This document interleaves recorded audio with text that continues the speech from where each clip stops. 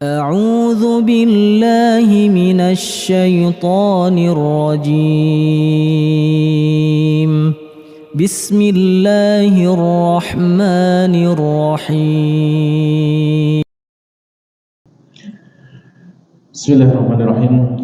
Assalamualaikum warahmatullahi wabarakatuh.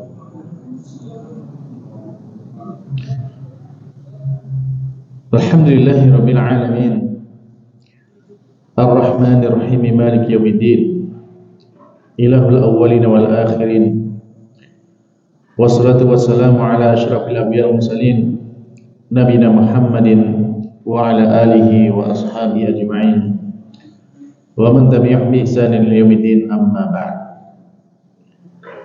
Alhamdulillah, ma'asyiral muslimin, jamaah Masjid Bukit Salam yang dimuliakan Allah Subhanahu wa taala. Kita senantiasa bersyukur kepada Allah Subhanahu wa taala. Terlebih lagi pada kesempatan kali ini Allah Subhanahu wa taala memberikan nikmat yang sangat luar biasa kepada kita. Nikmat yang selama ini kita tunggu-tunggu dan kita harapkan. Yang mana kalau dahulu para salafus saleh mereka mengharapkan untuk mendapatkan nikmat ini itu sejak 6 bulan yang lalu mereka sudah berdoa kepada Allah Subhanahu wa taala agar disampaikan kepada nikmat ini. Dan tentunya kita ya ketika mendapatkan nikmat ini ya maka tentu bahwasanya ini adalah nikmat yang luar biasa, yaitu nikmat kita masuk di dalam bulan Ramadan. Tentu bahwasanya kita berharap kepada Allah Subhanahu wa taala di bulan Ramadan kali ini dijadikan sebagai ladang kebaikan buat kita semuanya, dijadikan tempat untuk kita bisa meraih sebanyak-banyaknya kebaikan. Dan tentunya bahwasanya di bulan Ramadan kali ini sebagaimana yang diajarkan oleh baginda Nabi Muhammad SAW, ya kita harus menyambutnya dengan perasaan senang, perasaan bahagia. Ya karena apa ya? Karena selama ini yang sudah kita tunggu-tunggu itu Allah hadirkan kepada kita.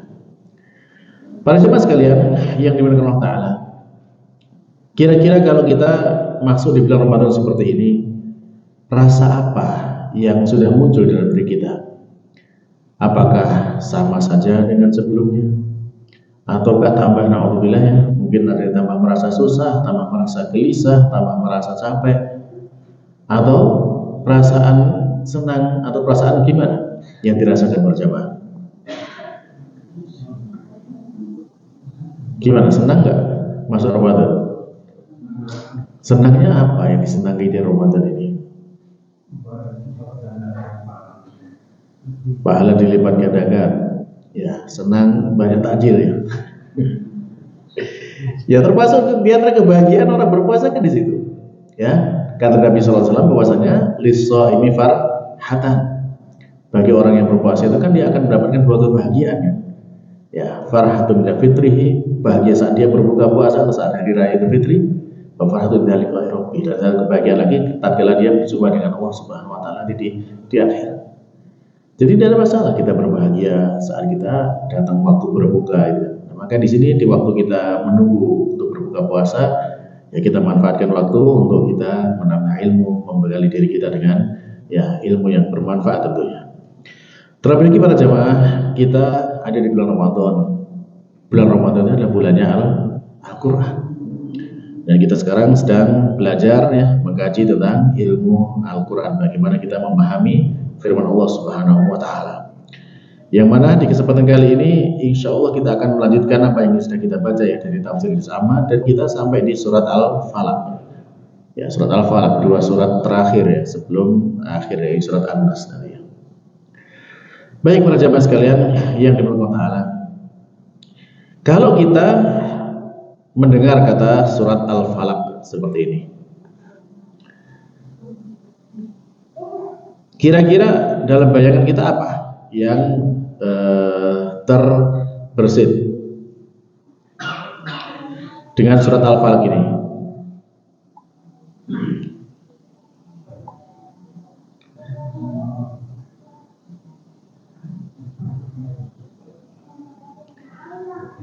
Ya? Apa ya? Kan sering sekali kita kan biasa mengenal dengan trikul kan gitu ya. Qul huwallahu ahad, qul a'udzu birabbil falaq, qul a'udzu birabbin nas gitu. Nah, kalau kan sudah mendengar kata Al-Falaq gitu dari salah satu dari trikul itu. Ya itu apa? Itu yang kita terbesit dalam diri kita tuh, ini suatu apa? Ya, jadi ini ya sebagai surat perlindungan, Al-Mu'awwidzat. Jadi 3 surat itu sebagai surat perlindungan. Kalau lebih khusus duanya, Al-Falaq dan Nas itu Al-Mu'awwidzatain, 2 surat perlindungan. Ya. Nah itu diantara keutamaan dari surat Al-Falaq ini. Dan di dalam hadis Nabi SAW itu juga banyak ya, beliau menyebutkan tentang keutamaan dari surat Al-Falaq ini. Kita ambil sebagian saja, kalau kita baca semua mungkin habis waktu ya, karena banyak hadis-hadis Nabi menjelaskan kepada kita tentang ya keutamaan dari surat Al-Falaq ini. Ya misalkan diantaranya baginda Nabi SAW menjelaskan kepada kita ya bahwasanya beliau itu pernah memanggil, atau ada sahabatnya, sahabat namanya ini adalah Uqbah bin Amir. Beliau mengatakan, laqitu Rasulullah sallallahu alaihi wasallam. Saya berjumpa dengan Rasulullah sallallahu alaihi wasallam. Faqala li, kemudian beliau bersabda kepadaku, Ya Uqbah bin Amir, wahai Uqbah bin Amir, ala u'allimuka suwaran ma unzilat fit Taurah wala fil Zabur wala fil Injil wala fil Furqan mislah. Ya. Maukah ya, aku ajari kepadamu surat-surat yang belum pernah diturunkan di dalam Taurat, belum pernah diturunkan dalam Zabur, dan belum pernah diturunkan dalam Injil, dan juga belum pernah diturunkan dalam Al-Quran seperti surat-surat ini. La ya'tina 'alaika lailatan illa qara'tuhunna. Tidak datang ya suatu malam, ya tidaklah datang kepada suatu malam kecuali qara'tuhunna, kemudian kamu membacanya di dalamnya, yaitu dibaca Al-Ikhlas, Al-Falaq dan An-Nas. Jadi 3 surat itu ya.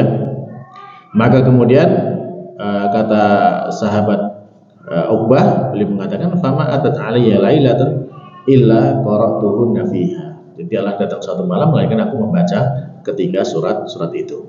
Jadi ini menunjukkan bahwasanya surat ini ya 3 surat ini belum pernah diturunkan surat semisalnya, baik itu di tadi dalam Taurat, Zabur, Injil dan juga Al-Quran selain dari tiga ini. Ya.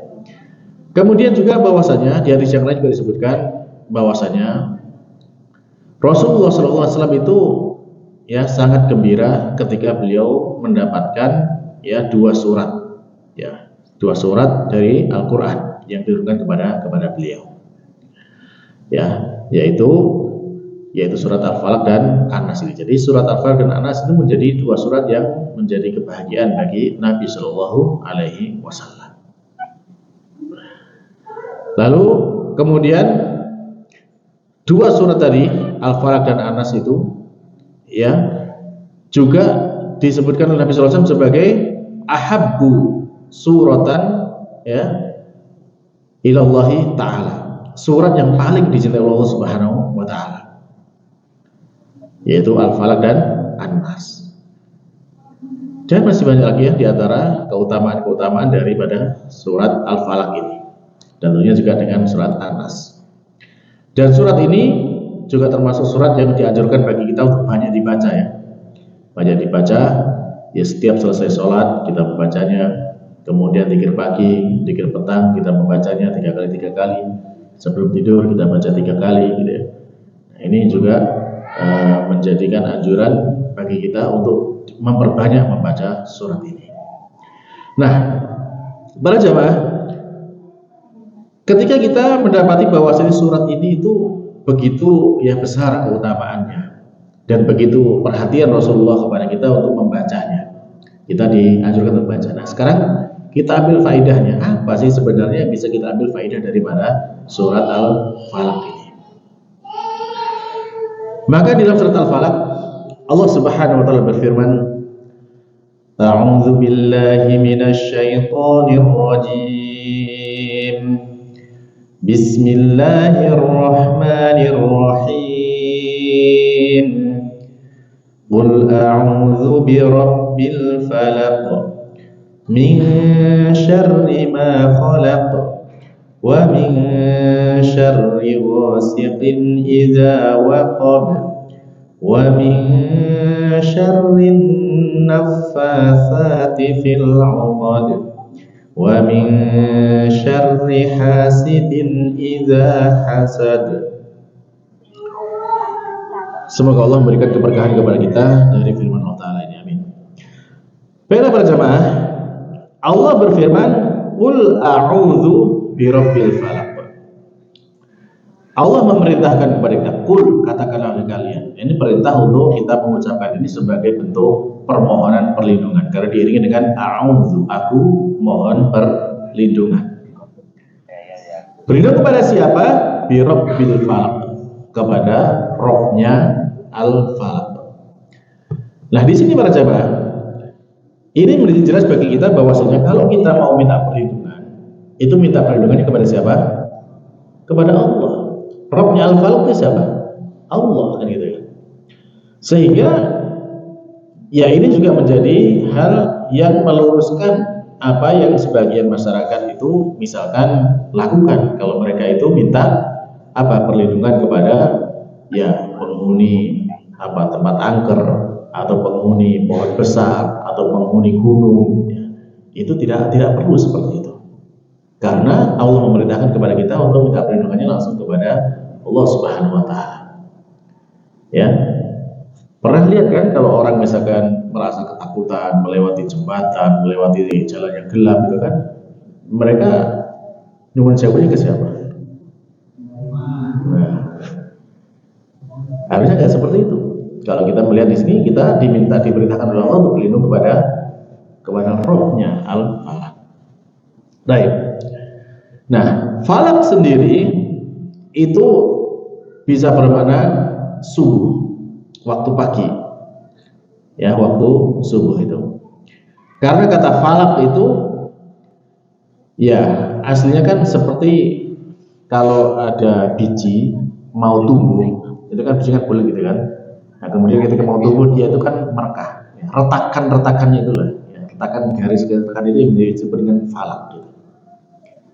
Ya, falikul habbi wan nawa. Ya, jadi Allah yang dia itu yang merekahkan atau istilahnya memecahkan itu ya, biji-bijian itu. Ya. Jadi kalau malam itu kan gelap, ya, malam itu gelap, hitam gitu kan. Lalu kemudian nanti muncul ya, kalau dalam ayat yang lain kan disebutkan sebagai khaytul abyad minal khaytil aswad, benang putih dari benang hitam, yaitu fajar itu kan. Nah, itu namanya awalnya itu akan seperti itu. Ada pemisah antara langit dan bumi, yaitu falak. Ya.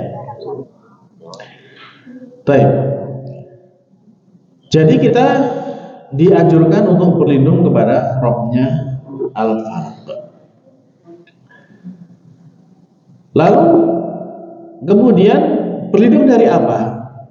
Nah, di dalam surat ini kita diminta berlindung kepada satu zat, yaitu Robnya Al-Falaq, dari banyak keburukan yang disebutkan dalam surat ini, yaitu ada 4 keburukan yang disebutkan dalam surat ini.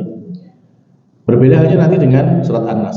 Surat An-Nas itu kita berlindung kepada 3 sifat terbesarnya Allah, tapi kepada 1 kejahatan. Bedanya di situ. Ya, nanti coba kita lihat nanti kalau nanti surat An-Nas gitu ya. Nah, kejahatan yang pertama yang disebutkan di dalam surat Al-Falaq ini adalah min syarri ma khalaq. Dari keburukan atau kejahatan ya apa saja yang telah Engkau ciptakan. Jadi semua makhluk ini punya potensi untuk berbuat keburukan. Ya, termasuk bahkan kepada diri kita sendiri. Ada nggak potensi diri kita mengajak kepada perbuatan buruk? Hah? Ada, kan? Karena dalam diri kita ada nafsu. Innan nafsa la'amaratu bisu. Sebenarnya nafsu itu menyuruh kepada yang buruk, kan gitu. Bahkan Nabi sendiri mengajarkan kepada kita dalam khutbatul hajjah yang sangat masyhur gitu kan. Ya, kalau kita sering dengar muqaddimah innal hamdalillah nahmaduhu wa nasta'inuhu wa nastaghfiruh ya wa na'udzu billahi min syururi anfusina. dan kami berlindung ya kepada Allah Subhanahu wa taala dari keburukan atau kejahatan diri-diri kami. Jadi diri kita itu punya potensi untuk mengajak kepada keburukan. Maka disitulah kemudian ya kita dianjurkan untuk minta perlindungan baik terhadap diri kita sendiri maupun juga kepada keburukan-keburukan yang lainnya. Nah, para jemaah sekalian yang dimuliakan Allah Subhanahu wa taala, kalau kita lihat ya apa yang Allah ciptakan berupa keburukan, itu mungkin ada yang bertanya ya, kenapa Allah Subhanahu wa taala itu kok menciptakan keburukan? Kira-kira kenapa para jemaah? Bukankah kita itu maunya baik kan? Tapi kenapa kok ada keburukan? Ya banyak faktornya, banyak hikmahnya ketika Allah menciptakan keburukan itu.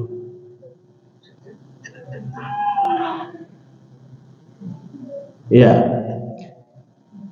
di antaranya bahwasanya kalau Allah Subhanahu wa taala itu ya menciptakan kebaikan, terkadang kita itu tidak bisa menilai itu sebagai sesuatu yang baik kalau kita belum pernah merasakan lawannya atau kebalikannya.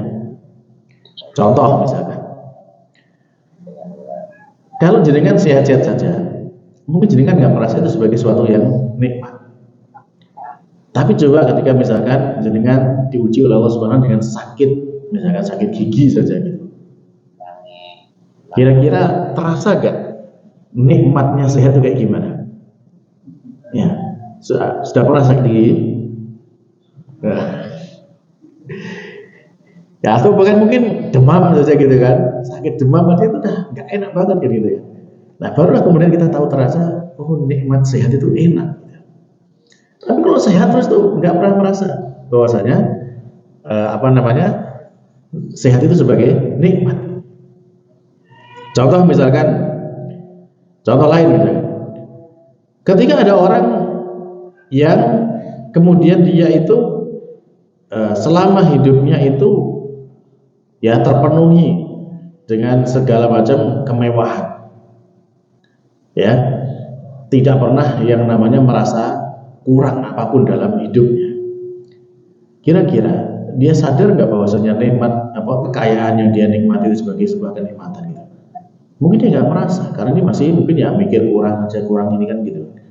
Tapi begitu dia sudah jatuh bangkrut gitu kan, misalkan seperti itu, lalu nggak punya apa-apa, baru merasakan susahnya orang melarat gitu kan, maka dia akan baru bisa sadar ternyata harta yang dia miliki itu menjadi nikmat kan gitu.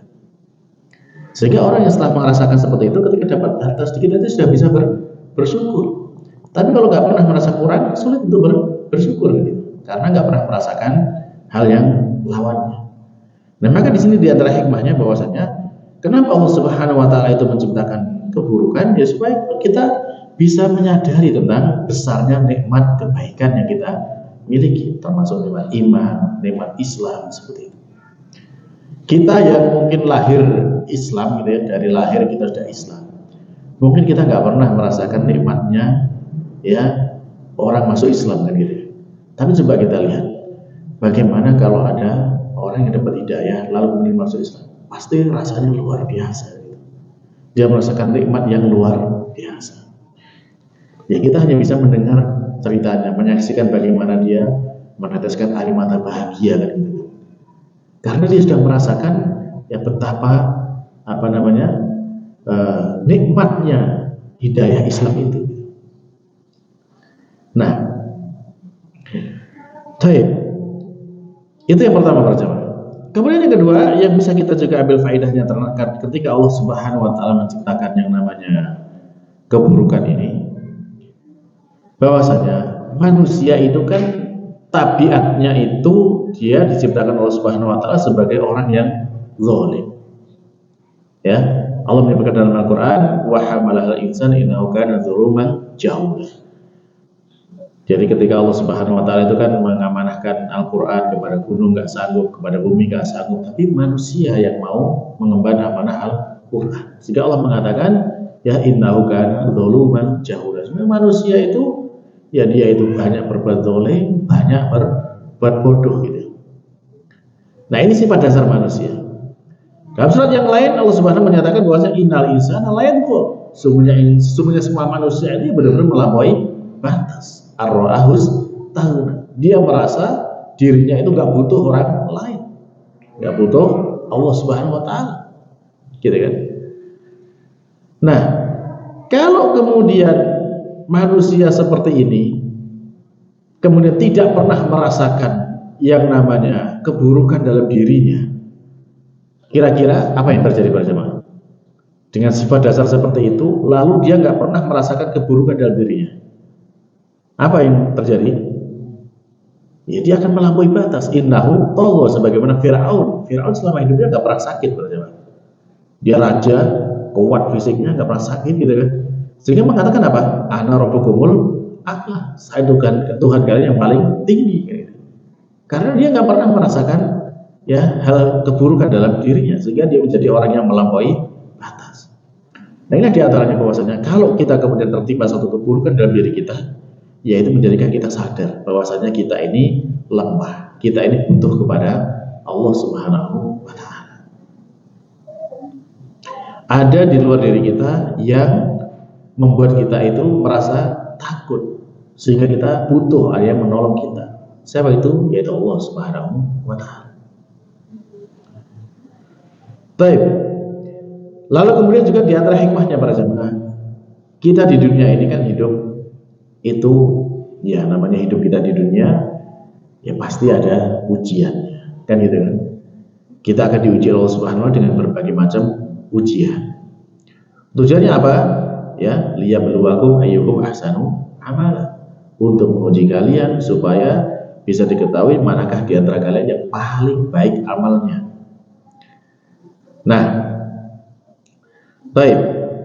Wa nabluukum bisyarri wal khairi fitnah, dan kami berikan ujian kepada kalian berupa keburukan dan juga kebaikan sebagai fitnah, sebagai ujian kan gitu.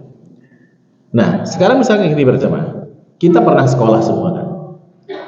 Kalau kita sekolah, bagaimana caranya guru itu bisa memetakan murid, ini murid yang ngerti, ini murid yang nggak ngerti, ini murid yang masih mau diajari, gimana? Kan dengan ujian kan, diberi ujian. Hakikatnya ujian itu menyenangkan nggak bagi murid? Nah, berat kan, harus mengerjakan soal, menjawab soal kan gitu kan. Tapi disitulah ketahuan nanti, oh siapa yang benar-benar ngerti gitu kan, siapa yang memang layak misalkan naik kelas gitu, karena dia sudah lulus ujian. Nah, sama dengan kehidupan kita pun, ya Allah memberikan berbagai macam keburukan sebagai ujian bagi kita. Siapakah di antara kita yang lulus ya dalam menghadapi ujian itu dari Allah Subhanahu wa Ta'ala. Baik. Dan tentunya masih banyak lagi para jamaah ya. Di antara hikmahnya kenapa Allah Subhanahu wa Ta'ala itu ya memberikan atau menciptakan yang namanya keburukan tadi, min syarri ma khalaq. Dan ma khalaq ini para jamaah ini juga berlaku untuk semua hal ya, semua hal yang Allah ciptakan. Ya baik itu manusia, binatang, ya, jin, ya atau setan ataupun yang lainnya, maka itu tercakup dalam ma khalaq ini. Ya, sehingga di sini pun kalau misalkan jenengan berada di hutan atau di mana yang kemudian di sana merasa khawatir terserang binatang buas ataupun yang lainnya, bisa dibaca surat ini sebagai perlindungan kepada Allah Subhanahu wa Ta'ala. Nah. Lalu yang kedua, keburukan yang kedua di dalam surat ini Allah sebutkan adalah wa min syarri ghasiqin idza waqab. Dan dari keburukan malam apabila telah gelap gulita. Para jemaah sekalian yang dimuliakan Allah Subhanahu wa Ta'ala, ghasiq ini secara bahasa ada dua makna ya. Ada maknanya malam, ya ada maknanya juga bisa bermakna bulan. Nah, hal ini juga sebagaimana dijelaskan oleh Rasulullah Shallallahu Alaihi Wasallam ya, bahwasanya beliau menjelaskan di antara makna ghasiq itu ya ada maknanya bulan dan ada maknanya malam. Nah, kira-kira para jamaah, kejahatan itu lebih banyak mana terjadi pada siang hari atau malam hari? Ya malam hari kan, pencuri di malam hari, begal di malam hari gitu ya. Ya kecuali biasanya korupsi siang hari ya. Ya. Jadi ya mayoritas kejahatan itu banyak dilakukan di malam hari. Makanya juga ada klub malam. Ya, nggak ada klub siang ya. Ada klub siang. Ya, klub malam itu kira-kira isinya itu di situ kebaikan atau keburukan? Ya, ya, Pak, yang pernah kita dengar ya, nggak pernah kita masuk ke sana sih. Ya, yang pernah kita dengar katanya di sana itu kan, ya isinya kayak gitu kan. Apa minum-minuman keras, mabuk-mabukan gitu kan. Ya, juga apa orang-orang telanjang dan segala macamnya di situ. Ya. Jadi malam memang banyak keburukannya. Dan termasuk juga para jamaah sekalian muslimin, termasuk keburukan di malam hari itu juga ya misalkan ya kalau kita mengenal ya di apa namanya di sebagian daerah itu ada kejahatan yang dikirim melalui apa sihir gitu kan. Itu kan malam gitu kan. Kerjanya kan malam hari. Ya. Kerja sihir, kerjanya malam hari apa ngirim api atau apa kayak gitu ya. Ya. Jadi memang ini malam itu ya secara umum lebih banyak ya, lebih banyak keburukannya, termasuk juga ya ketika apa namanya binatang-binatang yang berbahaya itu banyak juga bergelar di malam hari kan gitu. Predator-predator itu banyak bergelar di malam hari. Sedikit yang beraktivitas siang hari, banyak kan malam hari. Nah, termasuk juga di sini yang menjadikan petunjuk bagi Nabi Shallallahu Alaihi Wasallam bahwasanya ya setan sendiri pun itu juga banyak yang mengganggu manusia itu di malam hari gitu.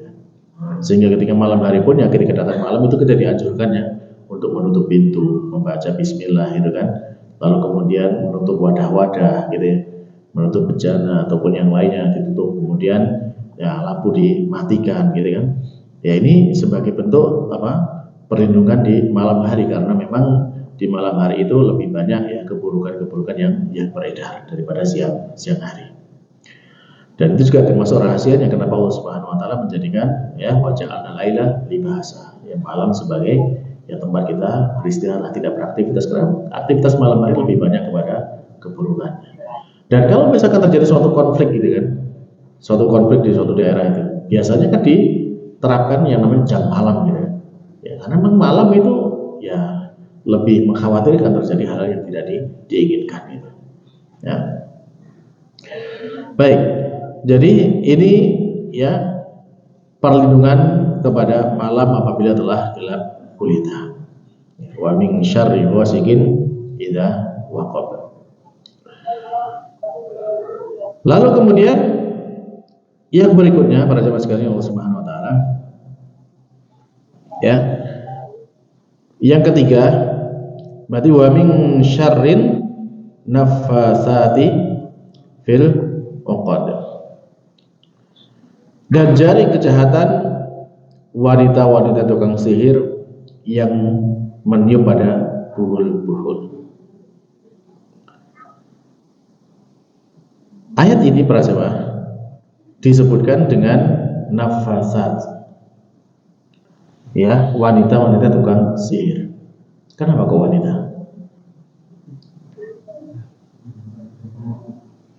Ya memang secara seperti itu kan yang terkenal ya. Dari zaman dulu kita mengenal nenek sihir kan, nggak ada kakek sihir. Ya, Mak Lampir Nyiroro Kidul gitu. Ya, jadi banyak yang perempuan. Secara umum seperti itu. Bukannya di negara kita, di negara-negara lain pun juga perempuan yang banyak menekuni bidang sihir seperti ini.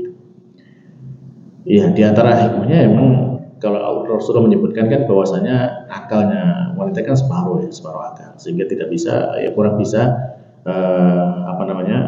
berpikir lebih lengkap sebagaimana laki-laki kan, sehingga dia lebih mudah ya terpengaruh dengan hal-hal seperti ini. Ya kalau kita saja misalkan di negara kita itu kalau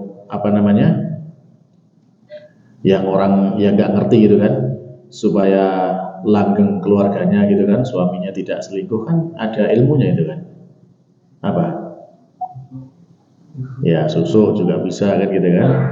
Terus yang apa itu apa ilmunya itu semar mendem gitu kan. Ya. Ya. Apa?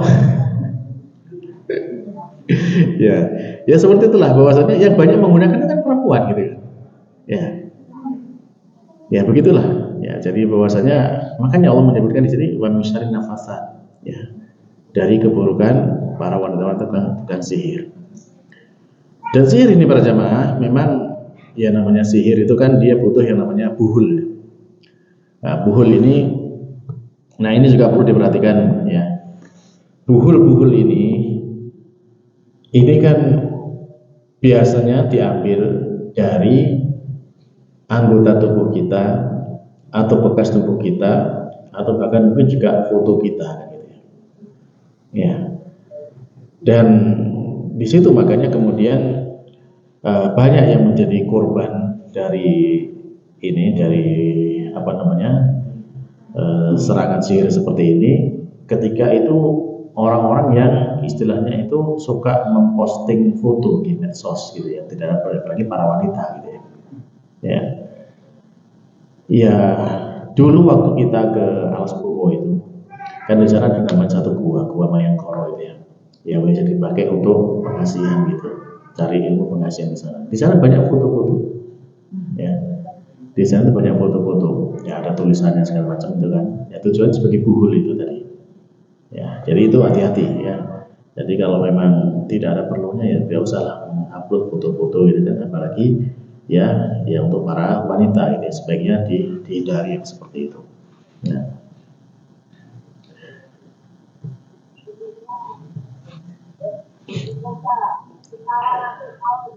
Saya juga dapat cerita, nggak tahu apakah ini benar ataukah tidak ya, dari salah seorang ustadz gitu kan.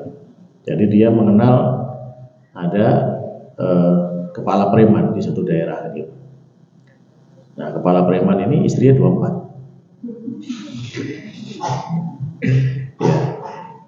Ya, ketika ditanya kok bisa seperti itu, kok bisa akur, ya udah dikasih fotonya aja udah nggak bisa apa-apa ya, manut bersama dia. Jadi itulah bahwasanya bahayanya foto seperti itu. Ya Allah alam itu benar apakah tidak ya, dari cerita dari seorang teman ustaz seperti itu. Jadi memang bahaya gitu ya kalau foto itu bisa dijadikan sebagai buhul ya. Jadi kalau kerjanya itu kan dengan sihir itu biasanya buhulnya itu apakah itu foto ataukah yang lain itu kan dibawa diserahkan kepada tukang sihir tadi kan, lalu kemudian di sana dikasih cabai-cabai segala macam, lalu dikirimkan maksudnya ya macam-macam maksudnya kan, bisa maksudnya itu untuk ya kalau sihirnya kan macam-macam, apa sihir marot, sihir tafrik, sihir mahabbah, sihir mahabbah itu kan ya pelet segala macam itu kan ya. Jadi ya itu tergantung tujuannya. Makanya ya kalau misalkan sihir marot ya menjadikan orang yang sakit gitu kan. Kalau sihir maut ya menjadikan orang yang mati gitu. Nah, dan baginda Nabi SAW pernah gitu kan dikirimi sihir, bahkan itu sihir yang paling kuat gitu ya, sihir mati gitu. Ya, tapi beliau mendapat perlindungan dari Allah Subhanahu Wa Taala sehingga kemudian hanya seperti seakan-akan ya beliau itu membayangkan melakukan sesuatu padahal tidak beliau lakukan. Hanya efeknya seperti itu. Sehingga kemudian diturunkanlah dua surat ini, Al-Falaq dan An-Nas, dan kemudian dijelaskan oleh malaikat bahwasanya buhulnya kalau dalam sumur, ya, maka diambil buhul itu dan dihancurkan, maka hilanglah pengaruh dari sihir itu. Gitu. Ya, jadi sihir itu mengada, ya, sihir itu mengada. Hukumnya dalam Islam pelaku sihir ya dihukum bunuh, kan, gitu. Karena dia ya bermuamalah dengan setan gitu kan untuk merusak manusia. Dan banyak ya, termasuk sihir tafrik itu sihir yang untuk menceraikan suami istri gitu. Itu kan ada gitu ya. Jadi banyak ada cerita juga ya, cerita kisah nyata ya, ada keluarga yang baik-baik, keluarga yang baik-baik gitu. Dia punya usaha kayak kontraktor gitu ya. Lalu kemudian di situ setelah melahirkan anak kedua, tiba-tiba kok ini suaminya itu berubah gitu kan, berubah sikapnya kepada istrinya.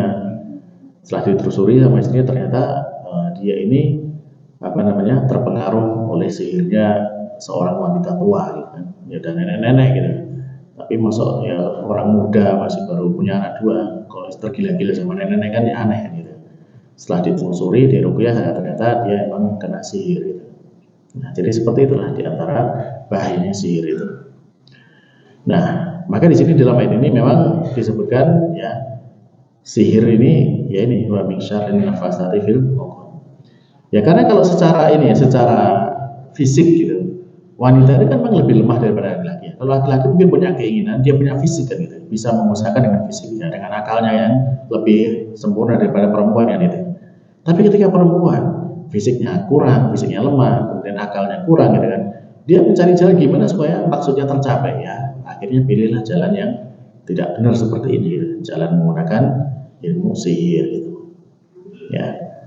Ya kalau mungkin laki-laki ya ketika misalkan dia pengen kepada sesuatu kan dia bisa mengusahakan dengan usahanya, dengan fisiknya gitu ya, dengan hartanya gitu ya. Kalau perempuan nggak punya itu, ya, nanti dia menggunakan cara yang lain. Nah, ini diantara hikmahnya. Nah makanya di sini Allah menyebutkan bahwasanya kebanyakan ya wa min syarrin nafasati fil uqad. Jadi sihir ini ya yang ditiupkan dalam buhul-buhul ini banyak dilakukan oleh perempuan. Ya.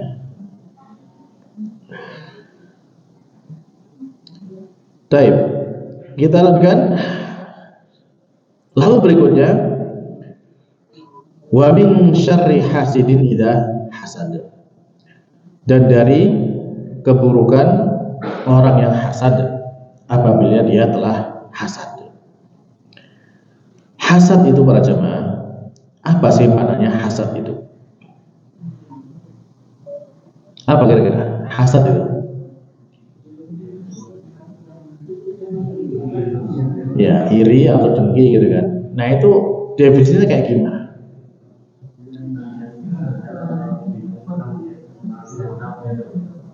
Ya, jadi hasad itu definisi ulama yang paling halus itu, dia itu nggak senang ketika ada orang lain dapat nikmat. Ada kan orang seperti itu ya, tetangganya bisa renov rumah, dia meriang ya. Ya tetangganya beli mobil, ya dia pingsan gitu. Ya, ada kan seperti itu ya. Ya, ini kena penyakit hasad gitu. Jadi nggak seneng kemudian ada orang lain mendapatkan nikmat dari Allah Subhanahu wa taala. Nah, penyakit hasad seperti ini ada yang dituruti, ada yang tidak dituruti.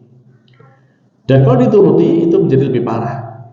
Lebih parah karena dia berusaha supaya nikmat itu hilang dari ya orang yang diiri tadi, orang yang dihasati tadi. Ya makanya kemudian Allah menyebutkan di sini idza hasad, apabila dia telah ya berbuat iri tadi. Jadi dia mengikuti dengan hal-hal yang tidak semestinya dari perasaan tadi.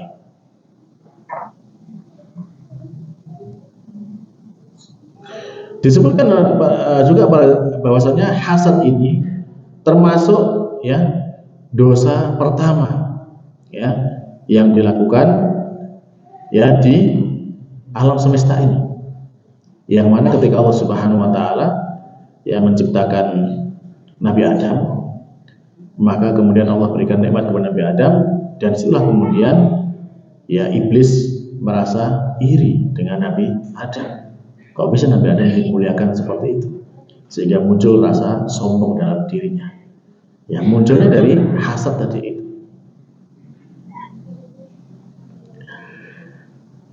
Makanya para jemaah sekalian yang dirahmati Allah Subhanahu wa taala, ketika hasad ini muncul dalam diri seseorang, ya segera dia berlindung kepada Allah Subhanahu wa taala dari keburukan hasad ini.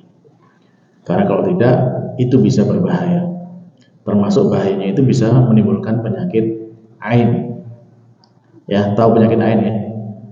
Ya, penyakit yang muncul karena pandangan mata hasad, kan itu.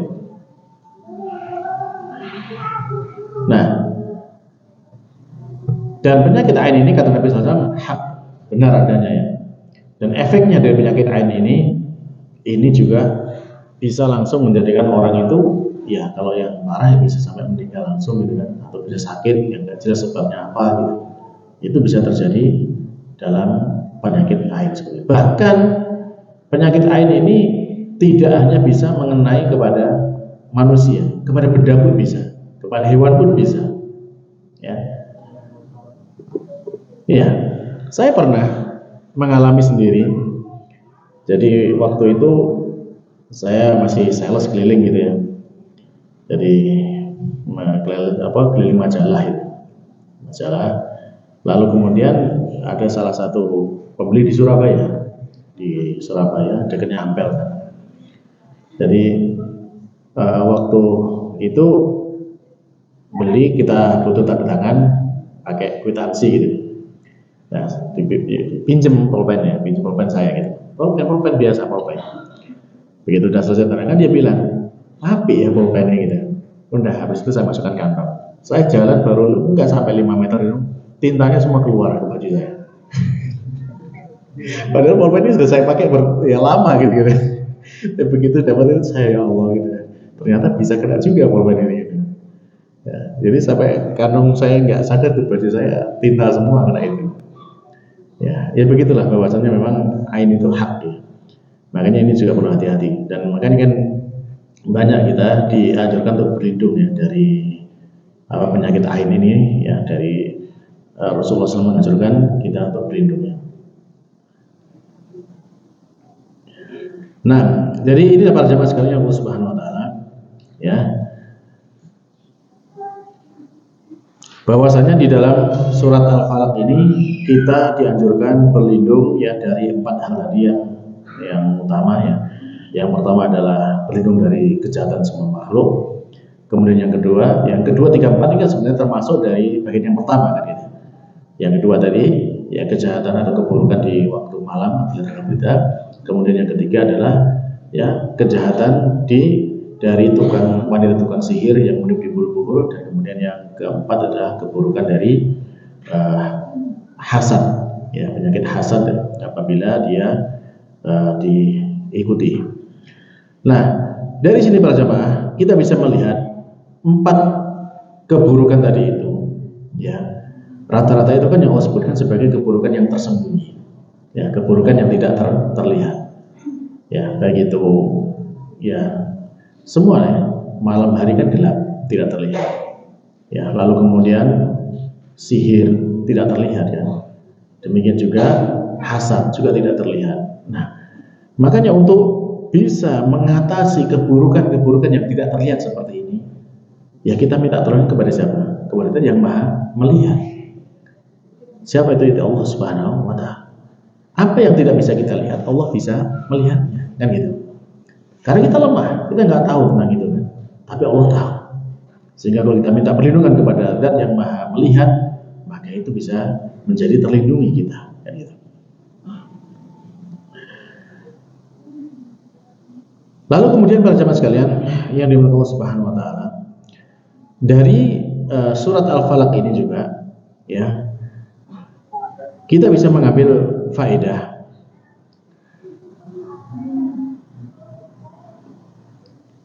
bahwasanya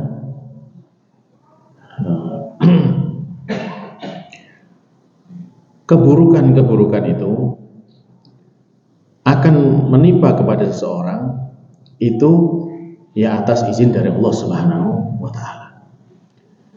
Ya termasuk keburukan sihir pun ya, keburukan apapun itu tidak akan membahayakan kepada seseorang kalau tidak diizinkan oleh Allah Subhanahu wa taala.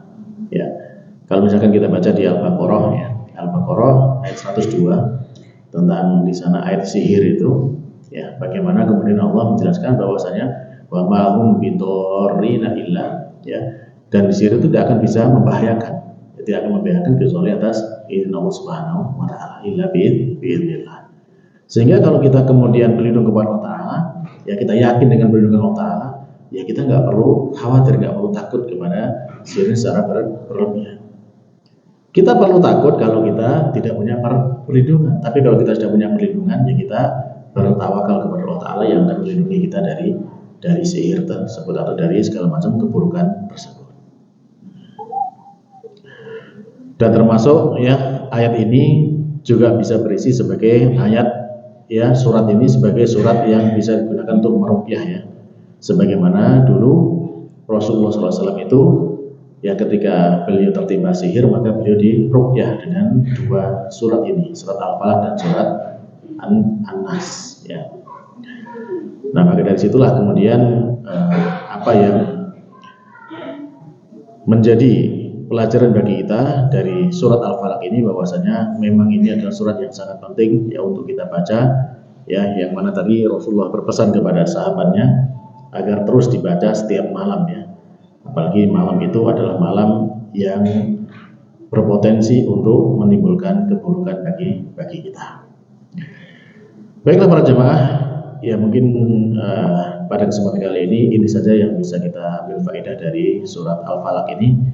Ya mudah-mudahan apa yang kita pelajari ini yang menambah keimanan kita kepada Allah Subhanahu wa taala, menambah ilmu kita tentang firman-firman-Nya, dan bisa kita amalkan surat ini dalam kehidupan kita untuk menjaga diri kita, menyelamatkan diri kita dari segala macam keburukan, yang mana waktu-waktu yang diajarkan kepada kita untuk membacanya sudah dijelaskan oleh Rasulullah SAW. Dan kalau kita mengamalkan sesuai yang diajarkan oleh Rasulullah, maka insya Allah ini akan menjadi ya perlindungan yang kuat bagi kita.